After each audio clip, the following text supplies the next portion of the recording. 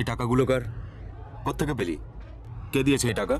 ফিস ভরার জন্য আমার দাদা দিয়েছে। দাদা? সে কে? হ্যাঁ, কোথা থেকে?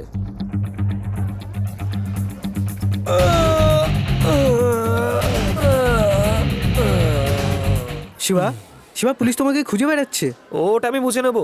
কাল তো তোমার মেয়ের বিয়ে, এই টাকাটা রাখো। দেখো শিবা, তুমি সবারই ব্যাপারে চিন্তা করো, তুমি কি নিজের ব্যাপারে ভেবেছো?